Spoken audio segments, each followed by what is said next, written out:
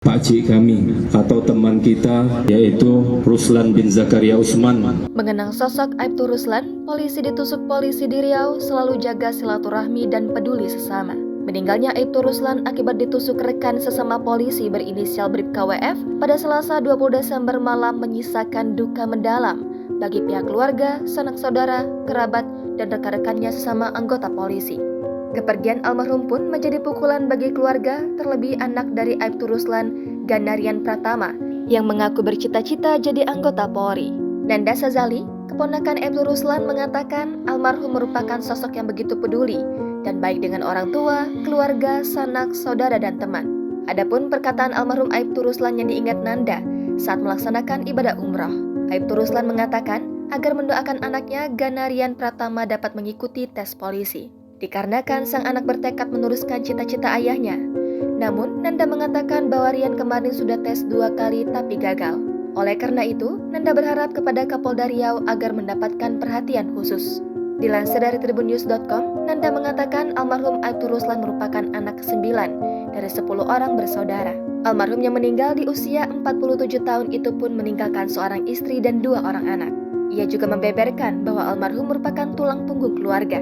Kini, jenazah Aibtu Ruslan telah dimakamkan di tempat pemakaman umum di Jalan Kertama, Kota Pekanbaru pada Rabu 21 Desember siang. Pemakaman tersebut dipimpin oleh Wakil Kepala SPN Polda Riau, AKBP Indra. Kegiatan diawali dengan pembacaan riwayat singkat dari almarhum Aibtu Ruslan. Berikutnya, dilaksanakan proses pemakaman yang diiringi dengan tembakan salvo 1 kali ke udara oleh regu yang bertugas. Apel bersada. Suasana haru begitu terasa saat detik-detik jenazah korban diturunkan ke liang lahat. Terlebih saat anak korban melantunkan azan. Suaranya pun terdengar berat karena menahan tangis. Dikutip dari tribunpekanbaru.com, pemicu aksi penusukan ini diduga lantaran Bribka WF tak terima ditegur Aibtu Ruslan yang merupakan bandit provos SPN Polda Riau ini.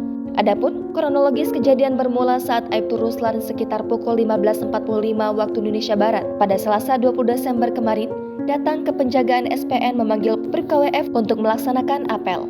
Saat itu, Bribka WF bertanya kepada Aibtu Ruslan yang merupakan Bamin Kadik SPN Polda Riau kenapa tidak ikut apel. Bribka WF beralasan dirinya memang diminta berjaga oleh seorang perwira di penjagaan tersebut. Aibtu Ruslan lalu menyuruh Bribka WF untuk push up.